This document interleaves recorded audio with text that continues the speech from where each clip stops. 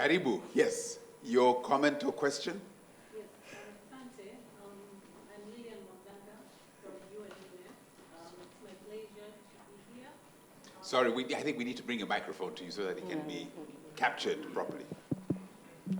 Welcome, Yes, Lilian. hello, thank you. I'm Lilian Mwaganga from UN Women. This has been a very interesting discussion. I wouldn't want to echo a lot of insights that have already been shared, but I wanted to start my comments by agreeing to the word empowering. I think it depends in the context and the lens that you're looking at, because I went further, like, okay, what is the definition of empower? To make someone stronger and more confident, especially in controlling their life and also claiming their rights. And I think this is what we want for women.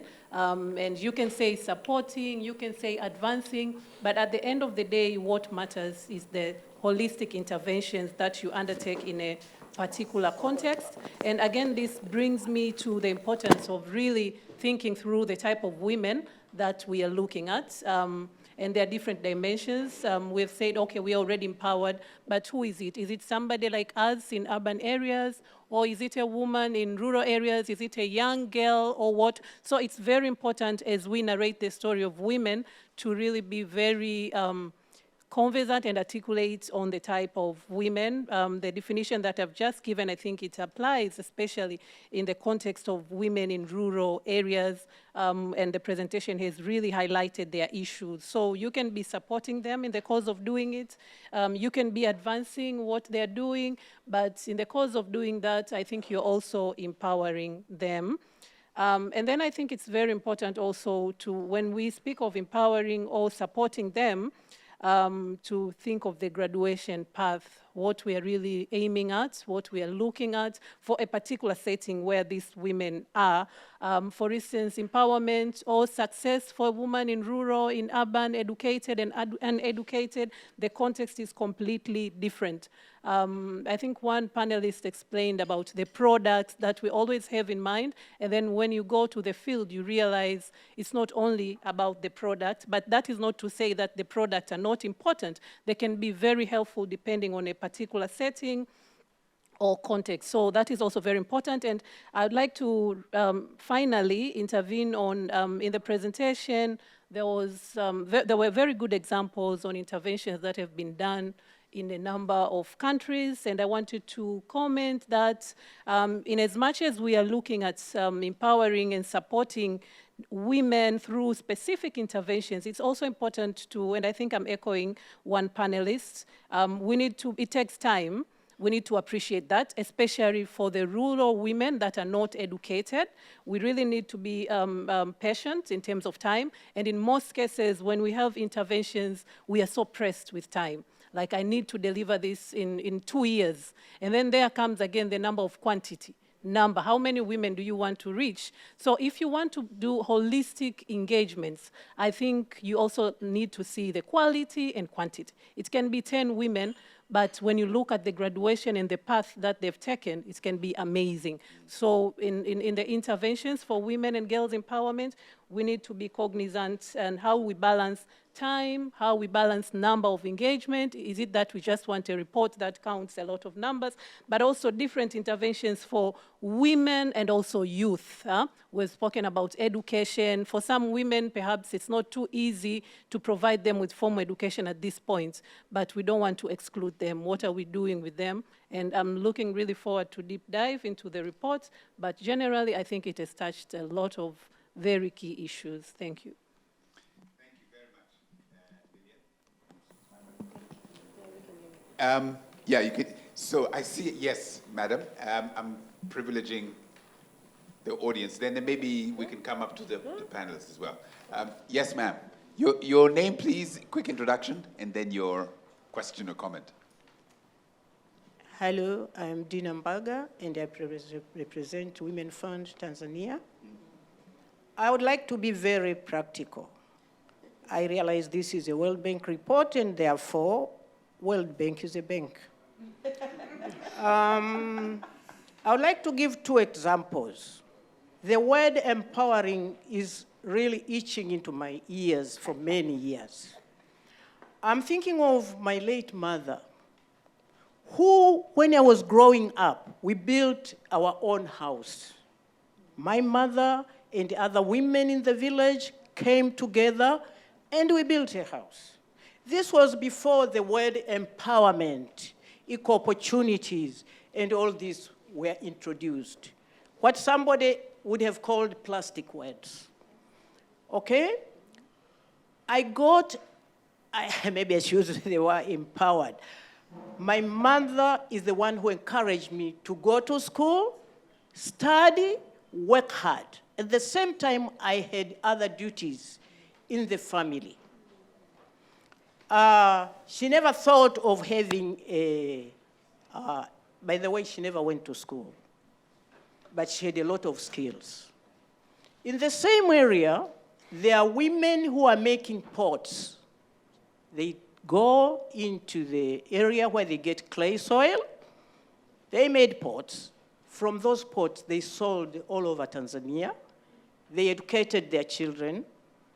They even made their husbands have shops in Moshi, Same, everywhere.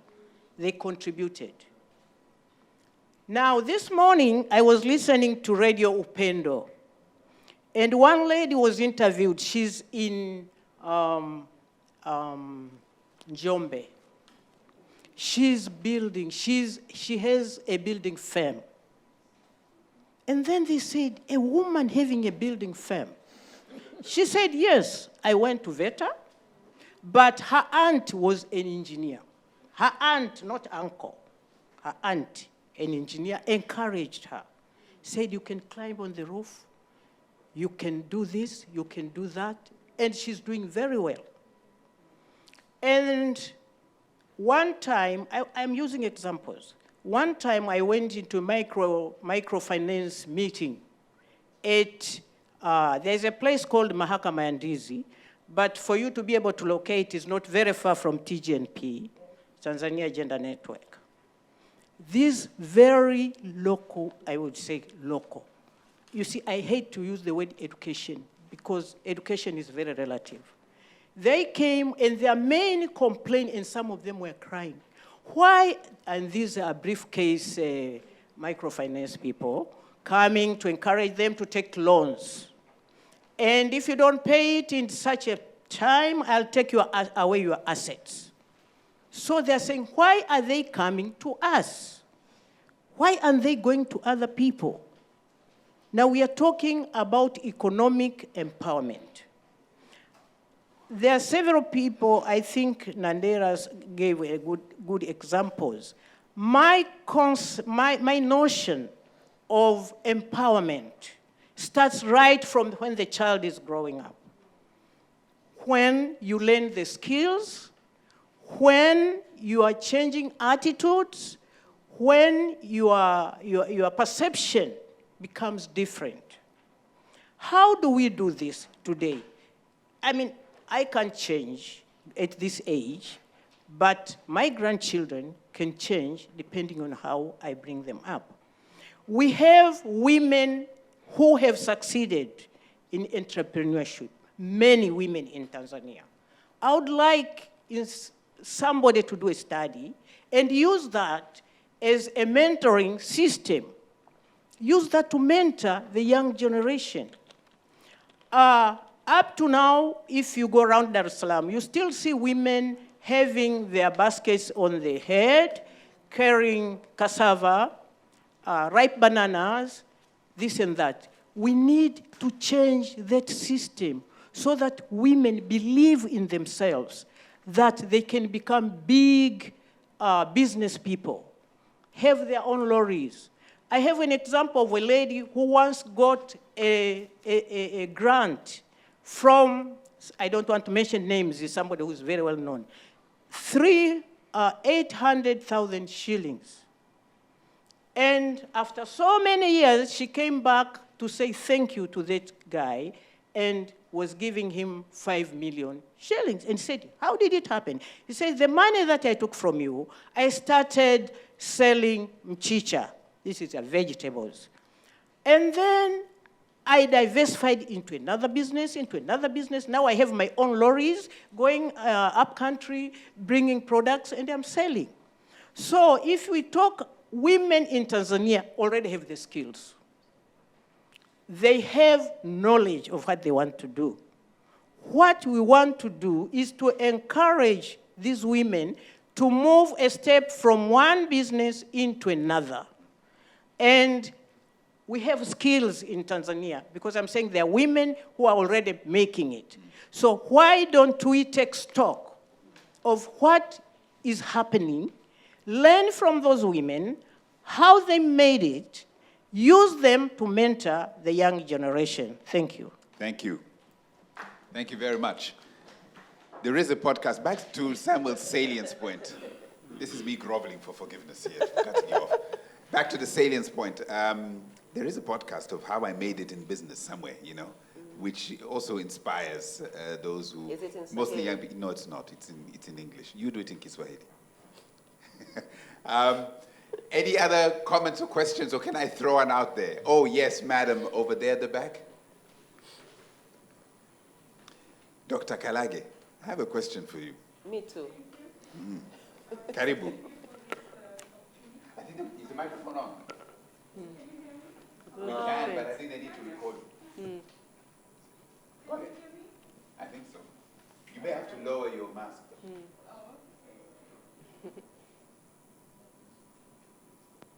Can you hear me now? Yes. Yes. All right, thank you. Thank you, everyone, for very wonderful insights. Dr. Jane Papalika from Rapport.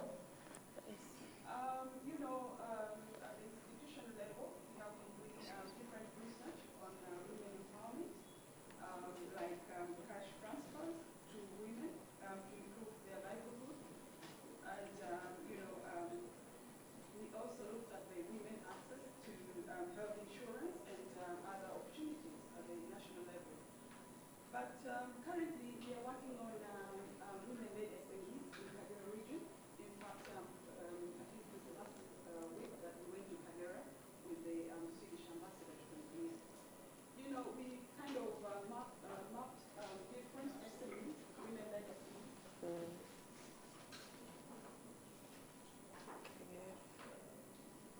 Uh-oh, are we changing the batteries in the microphone? Sorry for that. It's mine. I think I can just use my voice then. They need to record it, I think. Different SMEs. Hello?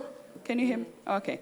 We kind of mapped different women-led SMEs at the regional level, where we went to different districts in Kagera. So they kind of highlighted quite a lot of challenges that they're facing, SMEs, you know. It was quite interesting that they all say that they received the 10% from the LGA on source. But now one interesting question is that, you know, the LGA, do they really support women in terms of just giving them loans?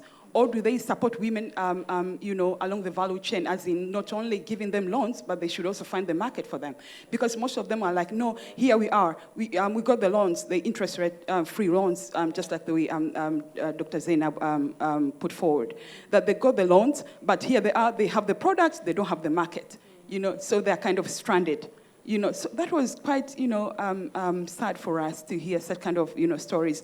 And not only that, but what we also have another project in Mtwara and Lindi region. I think you know the LNG, liquefied natural gas. You know, the stories that we had from there, they're saying that, especially women, were like, you know, we are not participating in the, you know, in the project, which is quite huge. I mean, it's around $10 billion, I think. You know, it's worth that amount. So they're like, we are not considered, you know, especially, you know, getting the employment opportunities. They're like, we are not considered. Why is it like this? Is it because that we don't have the skills? We don't have, you know, we don't have, you know, the training that we are supposed to have in the oil and gas sector? So I think, and again, we kind of, you know, thought about it. Is it because of the implementation challenges that the government is facing? We come up with a lot of good policies, from our report. We kind of revise good policies. Sometimes we advise the government in terms of policies. But now, what is failing them to implement this challenge, this policy that we are coming up with? So I think I should pose this concern to Dr. Zainab that, I think over the years, there are these challenges, the implementation challenge. We really have good policies. I'm not sure about the institutions that some of the speakers, kind of highlighted, So I think, Dr. Zainab, you can help us to come up with this solution. Because now I'm afraid next year we'll come here and have the same solutions. In fact, they're very good solutions. We also come up with solutions. Yeah. But again now, I think the main challenge here is implementation. We really need to implement some of these, policies. We'll keep on saying about, enabling business environment for SMEs, but if we don't implement them, then we'll come up again with solutions next year, again next year. I think it will be like back and forth kind of game. So, I think I wanted just to highlight on that, the implementation challenge that we as researchers are facing. Also, I think maybe the private sector is also facing the same challenge. Thank you. Thank you. Thank you very much for your comment. I see there's a hand over there. Yes. Karibu. Asante. Same thing? Yeah. Thank you very much. I'm Saidi from Legal Service Facility, LOCF. Thanks for good presentation and good insights that we have seen and nice discourse that is going on. Legal service works on empowering women. I'm sorry to say that. But we do legal empowerment where we believe that if women is able to navigate in this complex system and structure that we have seen, issue like inheritance law, marriage laws, and things like that, which is very difficult for them to access assets like land or resources. My question or my comment to panelists or to everyone here is on the word empowerment. If someone comes to me and say, Said, I want to give you a training. I do monitoring. I'm monitoring and evaluator. So you give me capacity, you give me mentorship, you give me a training, whatever it is. Am I being empowered or not? Or maybe the way we are coining, because we are mentioning women, is that a problem?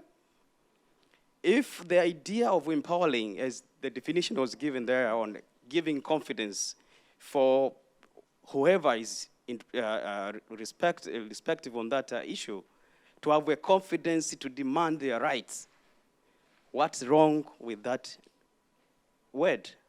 So if you are your auntie, if your mom, whoever is encouraging you, actually is empowering you to go to another step. So I don't see the problem. Otherwise, you come up with a new problem, with a new word, then, yeah. So all that, Alan. Mara, you said we're supposed to have a debate? The report is supposed to rekindle a debate. There are people who want to answer that question, who want to make that point around agency. Shall I bring it back over here? Who would like to? No, never. Carol wants to, in 30 seconds. Honestly, I would like to take this discussion offline, if you will allow me. Okay. Yes.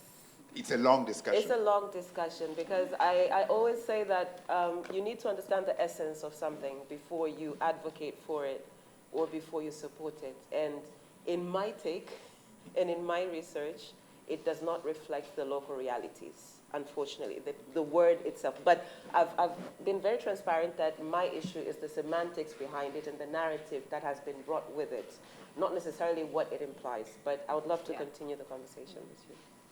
Well done. Yes, I'm not going to follow on that one, but I think one other element that we sort of didn't discuss through, but it came up, I think, from the report, on the issue of care burden. I think one of you had mentioned it. Yeah. And I think that's very important, where even within, the generation equality commitments that the government has made, one of the issues was to ensure how do we redistribute or redistribute care, which of course is going to take a lot of changes in social norms and practices and attitudes and, but then, how do we make sure that there is affordable care services so that women who do want to engage in economic opportunities have the time. I mean, even if it's a training, they have to have they have to undertake this economic and social cost benefit. Where do I leave my children? Who's going to take care of them? How vulnerable will they? Are they going to be in an unsafe environment? Or do I forgo that opportunity and not participate? And as you've said, during COVID, even though Tanzania did not, lock down, but the assessment that we did with RAPOA, actually, it captured during a particular period where children were not in school, were at home. And the burden of care was very much, visible. And now there's, global discussions. How do we do that? How do we make sure that with the, support of governments, private sector, that we do provide care and that we pay for care, and transform it in a way that is accessible so that women can participate, whether it's girls who have, dropped out of school because of the pregnancy policy that was there. How do we then make sure that these girls then have that opportunity to engage in terms of providing safe care for their children and so forth? And how do we institutionalize that and not, just make it here in the city, but at the rural level? There's an interesting program that we're just now developing with the funding that we received from Finland, and it's looking at local government structures, capacitating the community development workers, but also looking at local structures that are there that could be a source for innovative thinking for the government to pilot certain care facilities, of course, with standards of protection and SOPs that are developed, so that women can participate in public and in private. I mean, so they can even be in leadership positions and economic opportunities, and move them away from the risk of having their children in marketplaces. Because you see that you see women very engaged in informal sector work, and their children are there. They're not safe. They're not protected, and they're constantly having that doubt. So I think that's one of the critical gaps for women's economic empowerment, but also women's engagement in any opportunities. So it's how do we make that, institutionalize it, and come up with innovative, creative ways, what's happening next door in Kenya and Rwanda and other places that could be adapted here. Sam, yes, Sam. Yeah. So in addition to salience, one thing that I just want to bring up as an experience within Deloitte is a very intentional process of nurturing the ladies as they climb higher, because I think naturally, particularly when it comes to biological issues like having children and taking care of the children, you do find that somewhere along the line, the ladies would, lose a few months or sometimes a few years taking care of the children. Now, of course, you can legislate. You can say you're going to have them maternity leave. You can protect their jobs legally, but you can't legislate what happens at home. You can't legislate the sharing of responsibility at home. So again, it speaks to the norms. But I think what has worked for us within Deloitte, in Tanzania and across the world really is to identify those ladies, but also to, I'm not going to use the word empower, but to not impede their progress because they have had children. You know, so if they've had, they've had to take time off, when they come back, you'd have a buddy, a coach, a mentor who is intentionally helping you navigate that phase so that you don't lag behind. Because what we're seeing is that, as a man, I'm not going to be pregnant, so I'm not going to face those biological challenges. And if the lady doesn't get the support, it is inevitable that I may be a few steps ahead if they are not supported. So I think it's important within the corporate world to respect and appreciate the fact that our realities may be different. As we try to get this equality done, our realities may be different.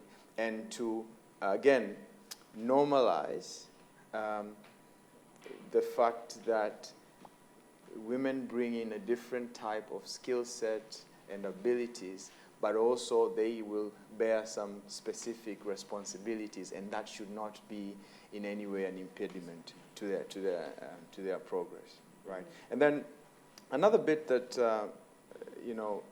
is really interesting, again speaking to the cultural norms,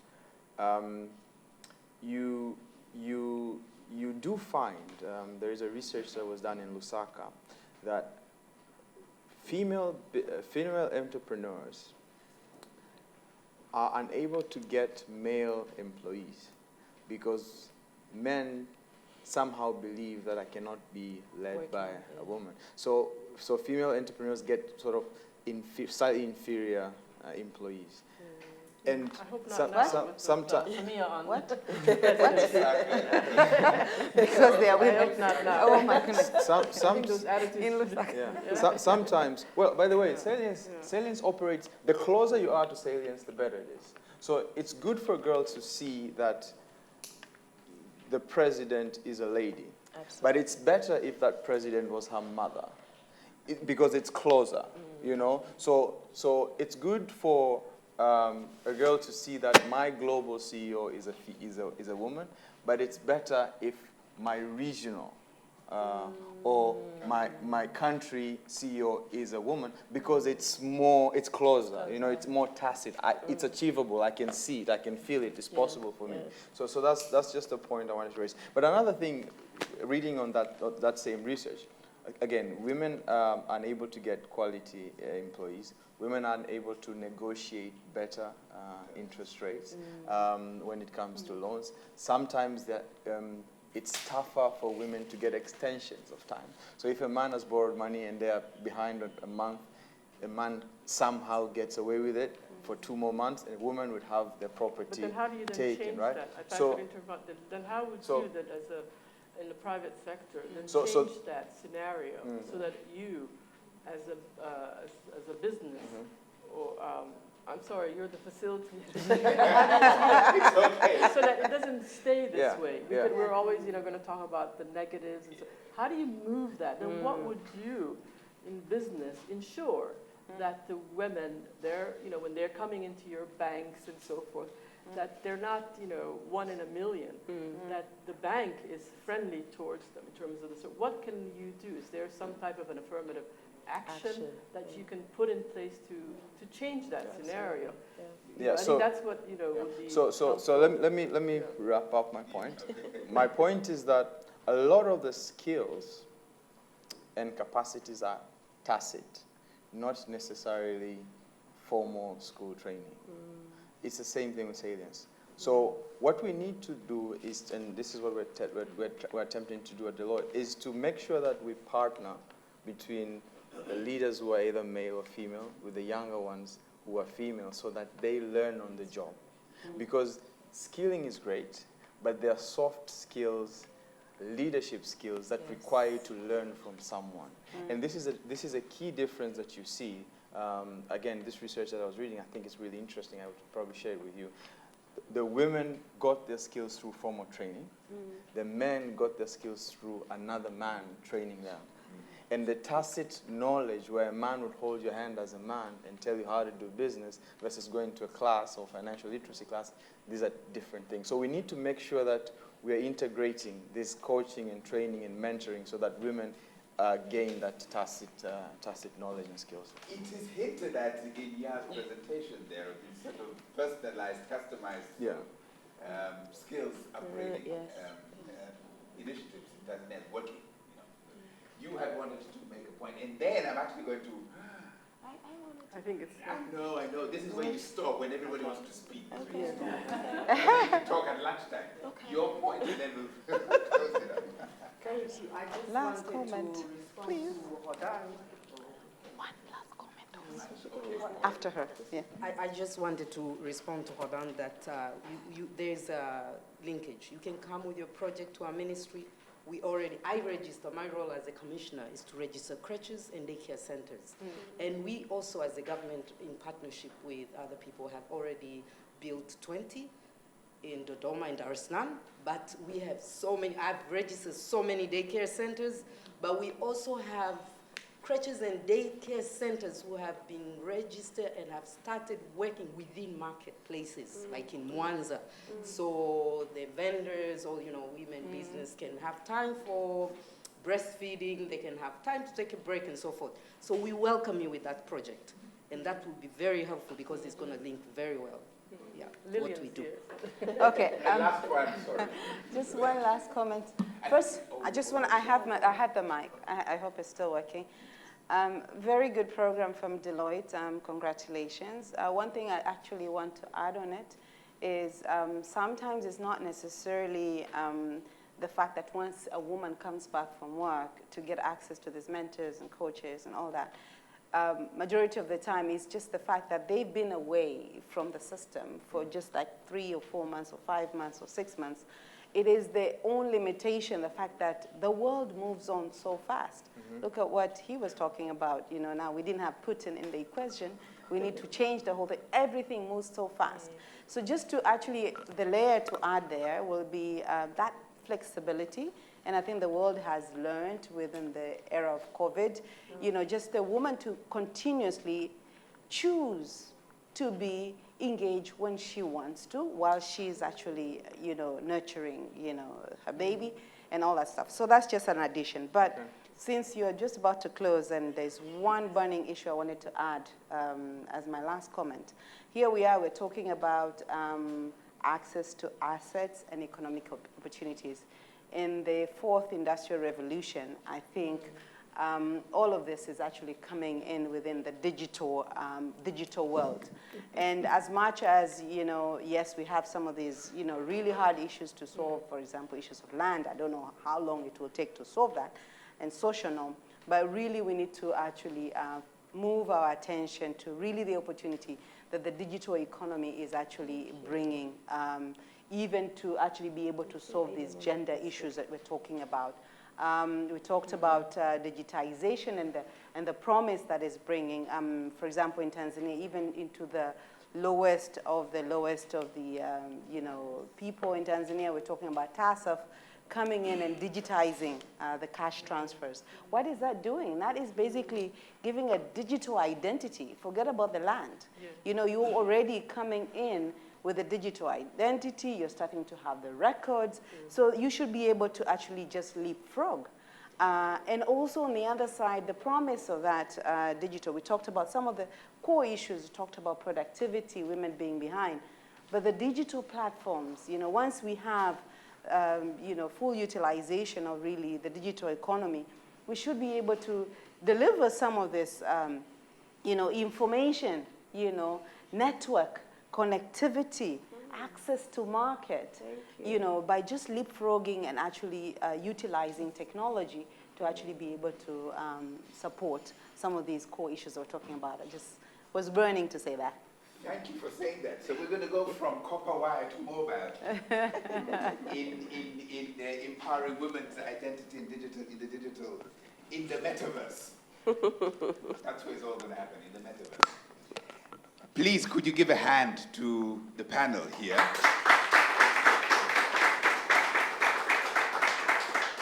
Lots was spoken, so I'm going to leave it to Mara.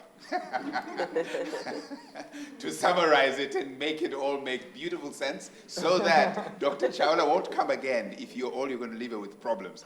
She says she wants solutions. Yeah. So Mara, no pressure at all.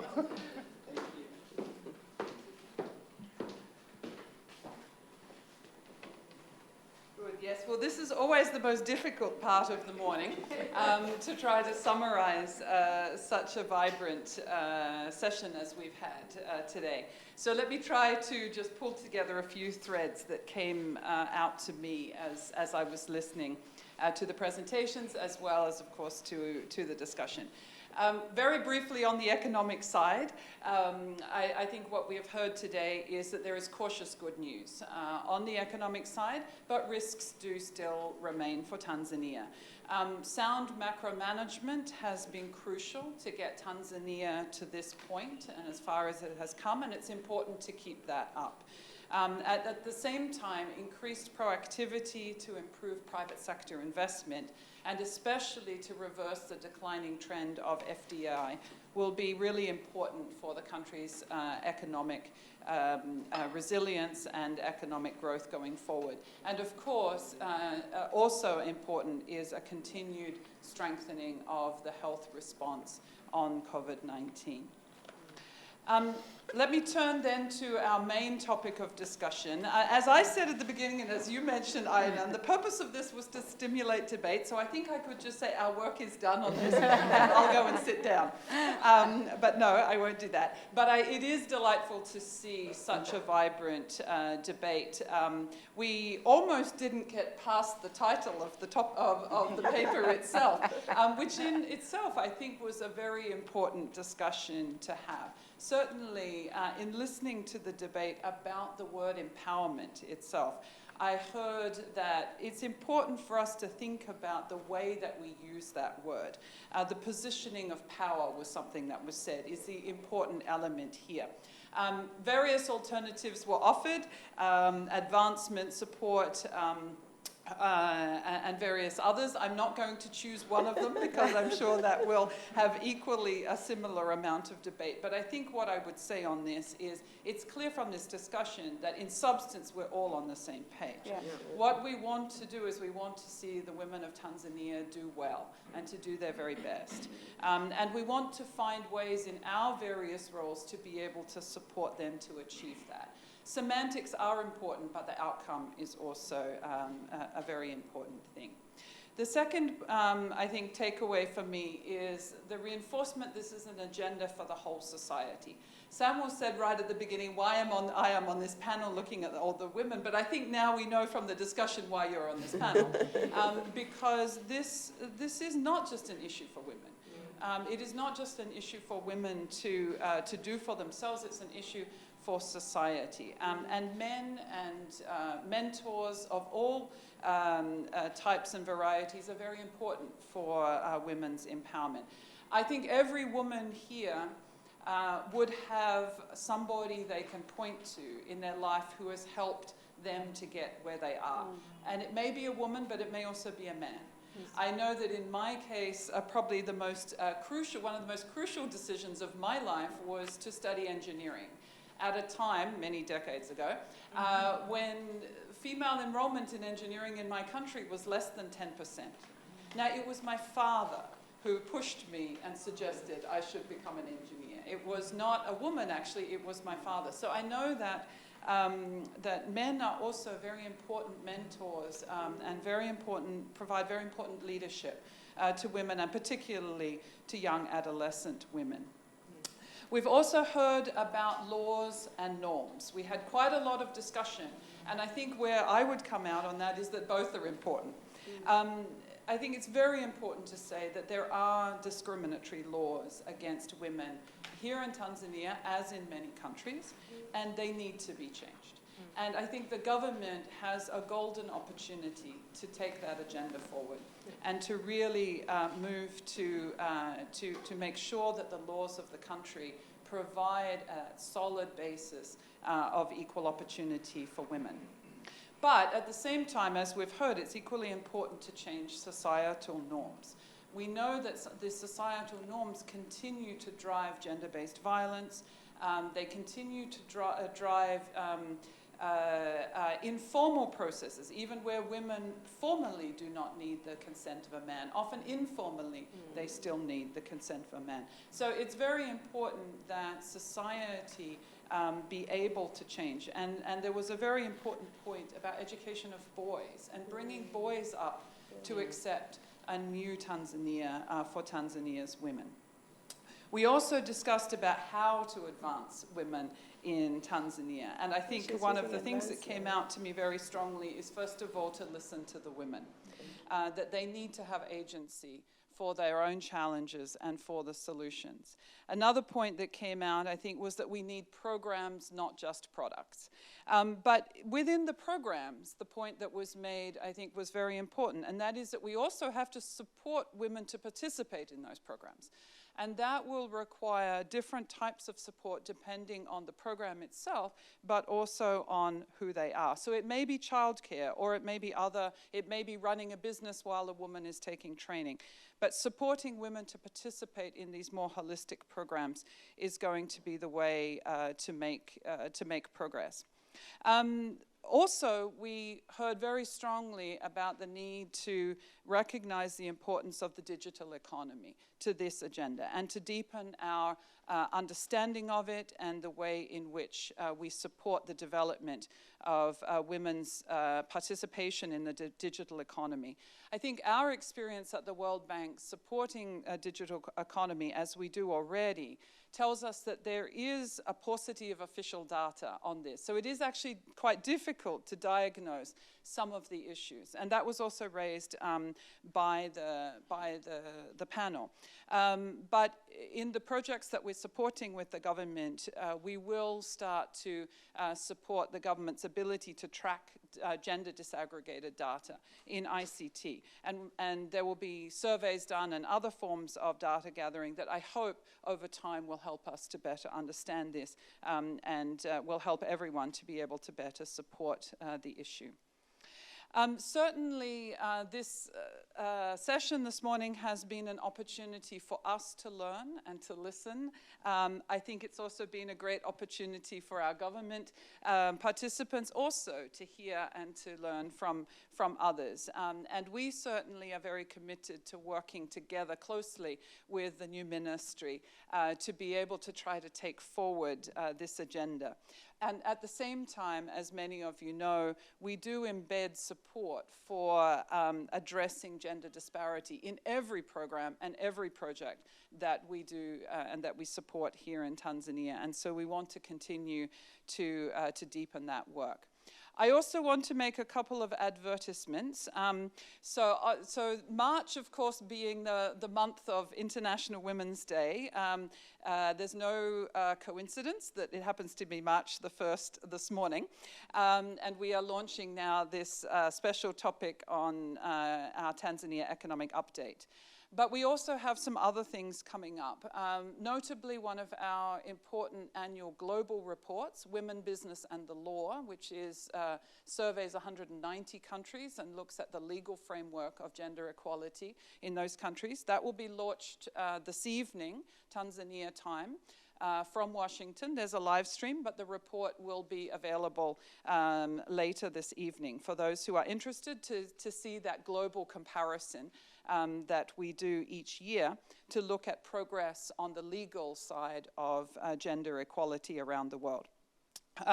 The other two reports will be coming out later this month, and these are ones that also have been researched and written by our team here in Tanzania.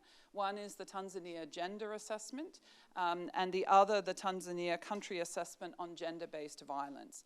So the gender assessment is a broader version, a broader look at the issues to do with gender equality here in Tanzania than what we have focused on today. Today's focus as part of an economic update was on the economic side of the equation. But the gender assessment takes even more holistic look. And we'll touch on also many other areas of concern that we know of the ministry, and many other areas that the ministry is looking to take forward. And as I said, as part of that work, we have also conducted a specific study on gender-based violence in Tanzania, because we believe this to be a very important issue that needs to be addressed proactively in the country. So the launch dates of those reports will be made public soon, but for those who are interested to continue to engage and debate with us, there will be opportunities coming up. So just to close, let me first of all thank very much our chief guest, Dr. Chula, for not only gracing us with her presence, also giving her insights and comments during the discussion, but also participating here with us for the session to be able to engage fully with the panelists and the audience. Let me thank our panelists. You were fantastic. It was a very vibrant discussion. We did definitely stimulate debate, so that was good. I think a very open, frank, and insightful discussion, which is exactly what we were hoping for. Thank you to our skillful moderator, Aidan. You somehow, without notes, I think, managed to take us through this discussion. So congratulations, and we'll have you back in the future, I'm sure. And also, of course, to all my World Bank colleagues, to Emmanuel and Jan for the work. They were the ones leading the writing of the report itself, but also for their presentations today. But a large group of World Bank people who've supported also the event today. So with that, let me thank everybody for your participation in this launch. It's been really a delight to be able to participate today and to hear the discussion. Very thought-provoking, certainly for me, and we will, I'm sure, take the ideas that we learnt today forward as we continue our work in Tanzania for Tanzania's women. Thank you very much.